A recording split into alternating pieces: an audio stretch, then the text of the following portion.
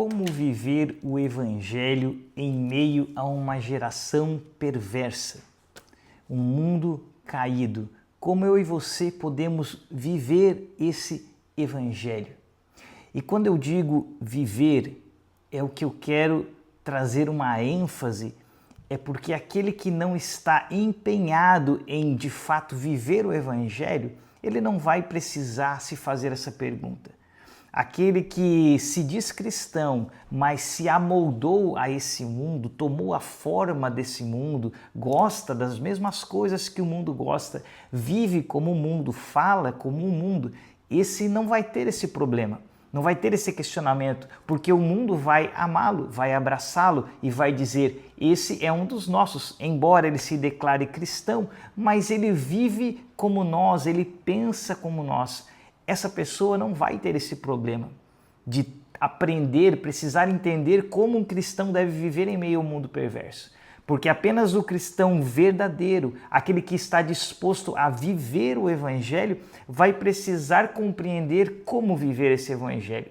A palavra de Deus vai nos dizer em 2 Timóteo capítulo 3, versículo 12, que aqueles que desejam viver piedosamente, viver conforme o Evangelho nos ensina, eles serão perseguidos. É uma afirmação das Escrituras. Então, aquele que se dispõe a viver o Evangelho de forma genuína será perseguido. E o que eu quero trazer aqui para você é nós vemos num texto bíblico aqui as características de um cristão genuíno, alguém que está disposto a viver o Evangelho. Quais são as características dessa pessoa? Isso nós vamos encontrar em 1 Pedro, capítulo 3, no versículo 8 em diante, e é isso que eu quero ler com você. Mas antes disso, não se esquece de já curtir esse vídeo, é muito importante quando você dá o teu joinha aqui embaixo e mostra para a plataforma aqui do YouTube que esse vídeo é importante para você e o vídeo é recomendado para outras pessoas. Se você não é inscrito, já se inscreve no canal e vamos crescer e levar mais pessoas a viver o Evangelho. Querido, então o texto diz assim para nós, 1 Pedro capítulo 3, versículo 8. Quanto ao mais, tenham todos o mesmo modo de pensar, sejam compassivos, amem-se fraternalmente e sejam misericordiosos e humildes. Não retribuam mal com mal, nem insulto com insulto. Ao contrário, bendigam, pois para isso vocês foram chamados, para receberem bênção, pois por herança. Veja só algumas características tão importantes já aqui nesse início do cristão verdadeiro. O primeiro deles diz assim, que nós temos que ter o mesmo modo de pensar. Ao contrário do que muitas pessoas dizem, a fé protestante, a fé reformada, pelo fato de existirem várias igrejas, isso não quer dizer que cada um pensa da sua maneira, que cada um lê a Bíblia da sua maneira e interpreta de forma livre, de forma alguma. O que nós incentivamos na fé reformada é que todos leiam, mas que todos aprendam a interpretação correta. Nós temos 2000 anos de história a partir da escrita do Novo Testamento, do fechamento do cânon bíblico, 2000 anos de pessoas que estudaram, que buscaram a compreensão correta da Bíblia. Então, nós temos uma fé estabelecida no mesmo modo de pensar, numa compreensão correta das Escrituras. A fé reformada tem aquilo que nós chamamos dos alicerces da fé cristã. Se algum desses alicerces forem feridos, que você pode entender a compreensão com relação às Escrituras, a compreensão com relação à pessoa de Jesus e a compreensão com relação à salvação por meio da fé. Se algum desses alicerces são atingidos, alguém que diz, eu não creio que as Escrituras sejam de fato a palavra de Deus, eu acredito que existem erros, então essa pessoa não tem o mesmo modo de pensar do protestante, da fé reformada, e nós consideramos essa pessoa um herege, porque ele está atingindo diretamente as Escrituras, que nós entendemos pelo que está registrado na própria palavra de que ela é a palavra de Deus, inspirada, os autores que escreveram são inspirados.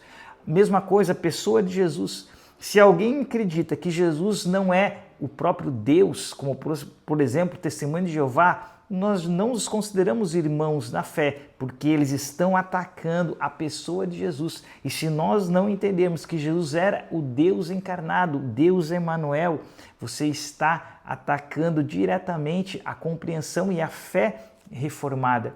O outro ponto é o ponto da salvação pela fé.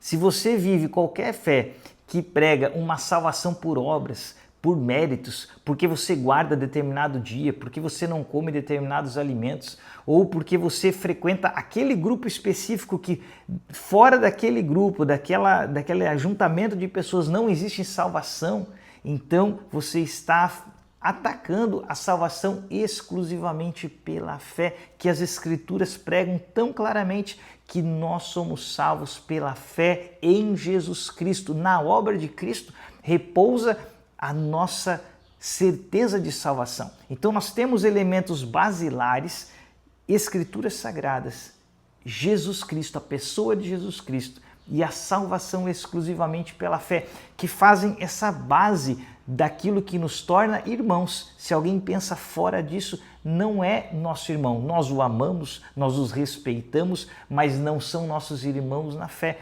Por isso que ele diz, nós temos o mesmo modo de pensar. Como eu te falei, a teologia, a compreensão não nasceu nos últimos 100 anos. Ela vem desde os apóstolos. Tem um livro muito bom do Paul Washer, quero mostrar aqui para você, O Cristo Preeminente, aonde Paul Washer vai justamente falar e vai trazer uma tese muito interessante a respeito de que é o mesmo evangelho que nós temos através das eras. Nós não cremos em nada que foi inventado há 500 anos atrás. Não, nós cremos no evangelho genuíno desde o princípio. Ele vai mostrar aqui para a gente que lá no século 120, no ano 120, aproximadamente 120 depois de Cristo, eles já tinham desenvolvido o que nós chamamos do Credo dos Apóstolos, onde esses princípios basilares já começaram a ser lançados. Aqueles, os pais da igreja que aprenderam diretamente dos apóstolos que conviveram com Jesus, foram vendo as heresias que iam surgindo. Por exemplo, o marcionismo, que começou a dizer aquilo que, por exemplo, Caio Fábio diz hoje, que o Antigo Testamento não é o mesmo Deus, são deuses diferentes. Então, a própria igreja começou a se posicionar e fazendo credos, onde eles diziam que Jesus Cristo é o mesmo Cristo pregado no Antigo Testamento, é o próprio Deus encarnado.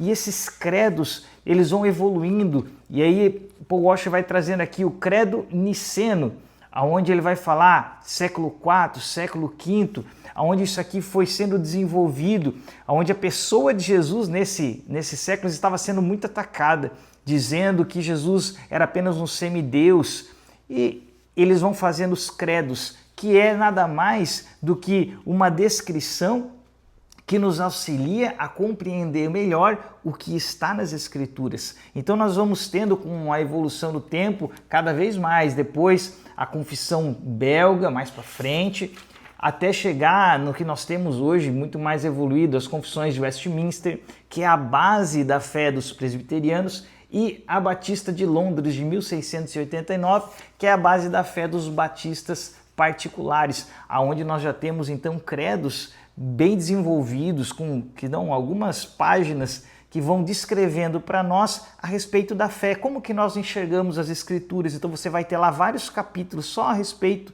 de como o reformado compreende as Escrituras Sagradas, como que nós vemos Jesus, como que nós compreendemos a salvação somente pela fé e não pelas obras do homem. Então tudo isso estabelece para nós uma unidade de fé, uma compreensão de fé. Imagine só que a Bíblia seja, por exemplo, o mundo. Faça essa comparação, esse planeta Terra enorme que nós temos. E nós temos aqui muitos textos, muitas coisas a serem compreendidas. E os credos e as confissões, eles fazem esse papel como que de um mapa. Se você tivesse que ir daqui até um Distrito Federal, imagine do ponto onde você mora até uma outra região muito longe. Se você fosse sem um mapa, seria extremamente difícil. Você pegaria rodovias erradas, você se perderia até que depois de muito tempo você chegaria no ponto. Agora, se você tiver um mapa em suas mãos, você vai diretamente. Esse é o papel dos credos que foram escritos ao longo dos tempos e das confissões que nós temos, confissão de Westminster, confissão batista, porque elas nos dão essa orientação, esses caminhos já trilhados por estes homens de Deus durante anos e anos, debruçados sobre as Escrituras, compreendendo a Escritura, e esses credos nos ajudam. Então, tudo isso nos traz uma unidade de fé. Se você ainda nunca estudou, eu te incentivo a estudar, a pegar, por exemplo, a Confissão Batista de Londres. Ela é maravilhosa, é um estudo muito bom, que ela vai só fazer isso, ela vai te guiar pelas Escrituras, vai te citar textos e mais textos da Bíblia para te mostrar a verdade da Palavra de Deus. Então esse aqui é um ponto importantíssimo, por isso que eu me detive um pouco mais aqui, porque nós temos que ter todos o mesmo modo de pensar, a mesma compreensão a respeito das Escrituras, a mesma compreensão a respeito de quem Cristo é, da pessoa de Jesus, da obra de Jesus, da sua justificação na cruz, que é aquilo que vai determinar a nossa fé, não a fé nas nossas obras, não a fé na minha capacidade de me salvar, mas de entender que eu sou justificado. Essas compreensões basilares nos fazem irmãos em Cristo Jesus. E tudo isso, ele vai dizer, nós vivemos isso de forma fraternal, misericordiosa, com humildade.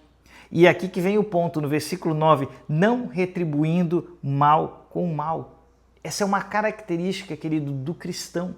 Se você deseja ser um cristão, você vai ser alguém que não vai retribuir o mal com o mal, nem insulto com insulto. Pelo contrário, bendigam, pois para isso vocês foram chamados, para receberem bênção por herança. Essa é a palavra de Deus. Às vezes você pode até me dizer, bom, mas esse é um texto isolado. Por isso que nós precisamos buscar a compreensão em toda a Bíblia. Veja o que Paulo vai nos trazer quando ele escreve lá em Romanos, capítulo 12, sobre isso, sobre não retribuir o mal com o mal. Olha como o texto é claro e não precisa nem de uma interpretação elaborada. Capítulo 12 de Romanos, versículo 17. Não retribuam a ninguém mal por mal. Procurem fazer o que é correto aos olhos de todos. Façam todo o possível para viver em paz com todos, amados. Nunca procurem vingar-se. Veja só, mas deixem com Deus a ira, pois está escrito, minha é a vingança, eu retribuirei, diz o Senhor. Ao contrário, se o seu inimigo tiver fome, dele de comer, e se tiver sede, dele de beber. Fazendo isso, você amontoará brasas vivas sobre a cabeça dele. E ele termina dizendo, não se deixem vencer pelo mal, mas vençam o mal com o bem. Veja como o texto aqui é claro a respeito de uma característica do cristão. Nós não somos pessoas chamadas para retribuir o mal com o mal, mas nós somos chamados para vencer o mal com o bem. E ele vai seguir, voltando para o nosso texto, 1 Pedro 3, no versículo 10, pois quem quiser amar a vida e ver dias felizes, guarde a sua língua do mal e os seus lábios da falsidade. Afaste-se do mal e faça o bem. Busque a paz com perseverança. Percebe aqui as características de um cristão? O cristão, ele afasta a sua língua do mal. Ele cuida até mesmo das suas palavras, de que sejam palavras de bênção e nunca palavras para destruir o próximo, nunca palavras de peso, mas palavras de ânimo, palavras de bondade, de verdade, nunca palavras de falsidade. Afasta-se do mal e busca o que é bem. Busca a paz com perseverança. Está sempre insistindo em buscar a paz. E aí o texto vai dizer no versículo 12, porque os olhos do Senhor estão sobre os justos. Olha que bonito isso. E os seus ouvidos estão atentos à sua oração. E aqui ele vai colocar os dois lados. O justo tem os olhos do Senhor sobre ele. E não só isso, mas os ouvidos do Senhor estão atentos à oração daquele que é o cristão genuíno. E pelo contrário, ele vai dizer, mas o rosto do Senhor volta-se contra aqueles que praticam o mal. Então, olha os benefícios e a maravilha de nós sermos justos. Estamos debaixo da justiça de Cristo, do sangue de Jesus, vivemos o Evangelho. A palavra vai dizer que os olhos do Senhor estão sobre nós e os seus ouvidos atentos à nossa oração. Agora, se nós escolhermos a impiedade, se nós escolhermos viver como o mundo, sermos como o mundo, o rosto do Senhor volta-se contra nós, porque nós somos aqueles que praticamos o mal. Agora, a sequência do texto é muito interessante, porque talvez você pense, ora, então se eu me dedicar em ser um servo fiel, em viver o Evangelho, o rosto do Senhor estará sobre mim, os olhos do Senhor estarão sobre mim. Os seus ouvidos estarão atentos às minhas orações, então eu terei tudo de melhor aqui nessa terra, certo? Não, não é o que as Escrituras declaram. Veja o que o texto vai dizer. Versículo 13, ele vai fazer uma pergunta. Quem há de maltratá-los se vocês forem zelosos na prática do bem? Todavia, mesmo que venham a sofrer porque praticam a justiça, vocês serão felizes. Percebe como o Evangelho não é muitas vezes aquilo que se pensa no imaginário popular ou que se prega nas grandes mídias? Ele está dizendo de forma muito clara aqui no texto que se você viver o Evangelho, é possível que as pessoas vão gostar de você porque você vai anunciar uma mensagem de bondade, uma mensagem de vida, e não há razão para as maltratá-las. Só que ele vai dizer, todavia, mesmo que vocês venham a sofrer porque praticam a justiça, ou seja, é possível que você sofra. Nós abrimos o vídeo falando, aquele que quer viver de forma piedosa padecerá perseguições, sofrerá perseguições. E Pedro está concordando aqui com o que o apóstolo Paulo escreveu na sua carta. Pedro concorda, dizendo, vocês podem vir a sofrer porque praticam a justiça, mas mesmo assim vocês serão felizes. Olha que contradição, mesmo sofrendo perseguição, mesmo sofrendo por causa de viver e praticar a justiça, mas ele diz, ainda assim vocês serão felizes. E ele prossegue, não temam aquilo que eles temem, não fiquem amedrontados. Olha que interessante, a nossa percepção do mundo, e essa é uma outra característica do cristão, nós temos uma percepção diferente do mundo. Aquilo que o mundo teme, nós somos chamados a não temer, a não olhar para esse mundo com os mesmos olhos que as pessoas que não têm Cristo olham. Veja só, quando Jesus está falando com seus discípulos, no capítulo 12 do Evangelho de Lucas. Quero ver se eu acho aqui o texto para a gente acompanhar, aonde ele diz para nós aqui. Deixa eu achar aqui. Olha só, capítulo 12, versículo 4. Eu lhes digo, meus amigos, não tenham medo dos que matam o corpo e depois nada podem fazer. Mas eu lhes mostrarei a quem vocês devem temer. Temam aquele que depois de matar o corpo tem poder para lançar no inferno. Sim, eu lhes digo, esse vocês devem temer. Percebe como Cristo nos traz uma perspectiva diferente do mundo? Nós devemos temer a Deus e não ao que os homens podem nos fazer. Porque apenas Deus tem o poder de matar e lançar a alma de alguém eternamente no inferno. E se nós temos Deus, se nós temos seus olhos, os olhos dele sobre nós, ainda que nós venhamos a ser perseguidos, a sofrer pela justiça do Evangelho, nós não somos chamados a fazer justiça com as próprias mãos. Por quê? Porque nós cremos naquele que a ele pertence a vingança, porque ele é o único que tem poder de fazer justiça verdadeira.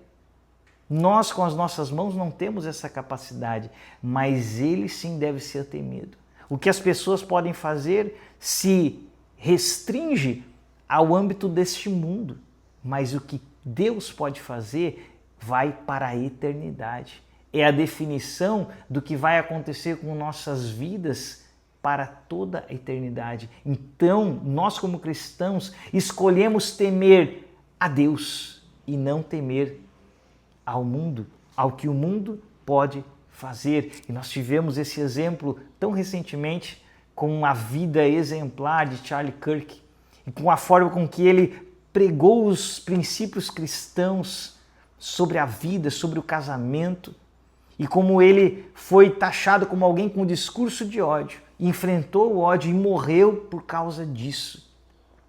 Mas ele não temeu. E os olhos do Senhor estavam sobre ele. Os olhos do Senhor estavam sobre ele, porque o Senhor estava se agradando, mas, no entanto, como a palavra diz, ele sofreu perseguição, porque estava vivendo a justiça. E olha que o texto que a gente está lendo continua dizendo que era justamente o que Charlie Kirk fazia. 1 Pedro 3,15, ele vai dizer: antes vocês devem se preocupar com o quê? Com santificar Cristo como Senhor em seus corações. E como que eu e você somos chamados como cristãos a santificar Jesus? E essa aqui é uma característica importantíssima do cristão genuíno. Santificar Cristo fazendo isso aqui. Estejam sempre preparados para responder a qualquer pessoa que lhes pedir a razão da esperança que há em vocês. Eu e você somos chamados a responder a qualquer um que perguntar a razão da esperança que nós carregamos. Nós precisamos conhecer essa verdade para estarmos prontos a responder. Agora o versículo 16, que é muito importante, ele vai dizer: contudo, façam isso com mansidão e respeito, conservando boa consciência, de forma que os que falam maldosamente contra o procedimento de vocês, porque estão em Cristo, fiquem envergonhados de suas calúnias. Ou seja, Pedro está falando pelo bom proceder, pela maneira educada, cordial, respeitosa, mansa com que vocês falam e respondem os argumentos dele. Eles verão que vocês de fato são cristãos e vão ficar envergonhados das suas maldades.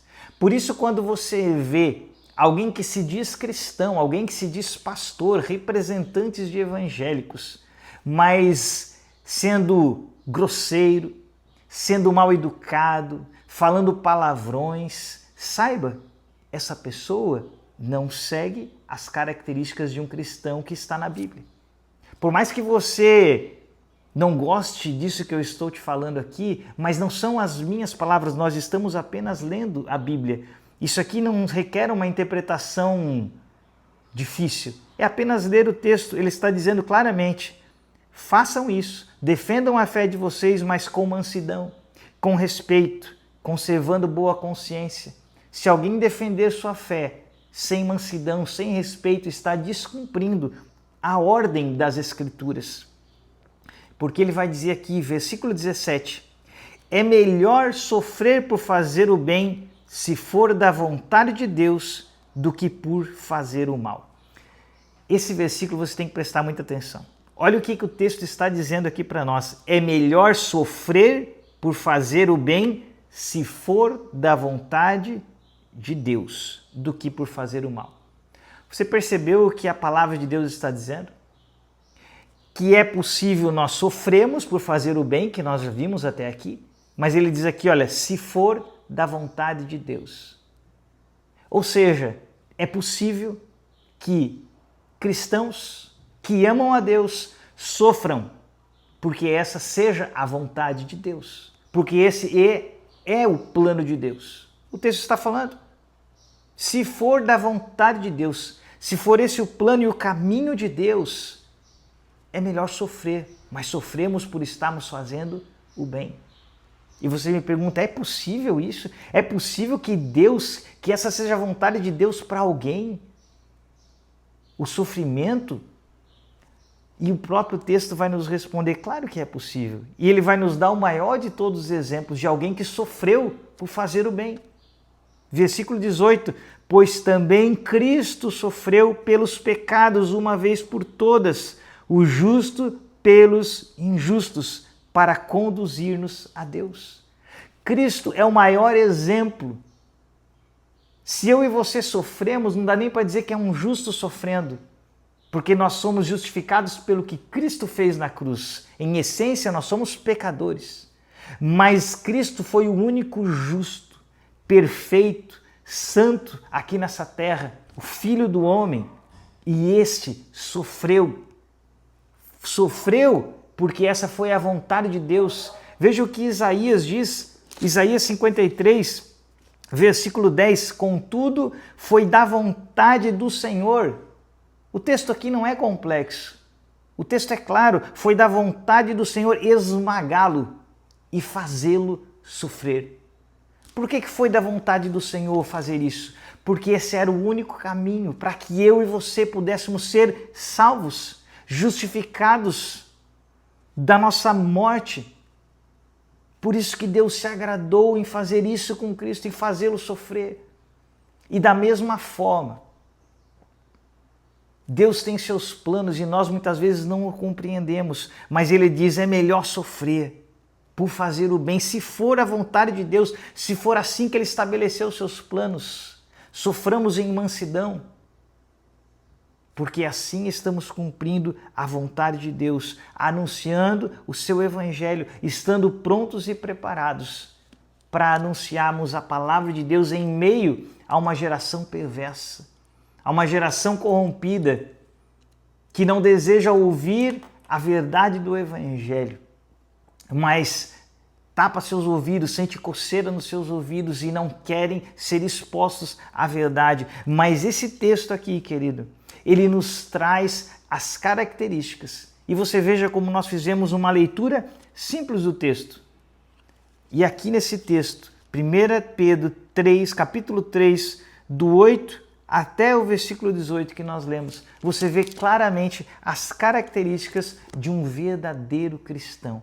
Aquele que prega o evangelho, aquele que está disposto a viver o evangelho genuíno do nosso Senhor Jesus Cristo. Querido, que essa palavra seja uma bênção para o seu coração. Se ela te abençoa de alguma forma, não deixa de curtir esse vídeo, de compartilhar, de anunciar. Vamos levar essa mensagem para que mais pessoas leiam as Escrituras, recebam essa palavra e possam viver verdadeiramente a Bíblia. Não apenas nos dizer cristãos, mas conhecermos a palavra de Deus, conhecermos a razão da nossa fé e estamos prontos a falar a qualquer um a respeito da esperança que nós carregamos em Cristo Jesus. Amém, querido? Que o Senhor te abençoe e te guarde e até o nosso próximo vídeo.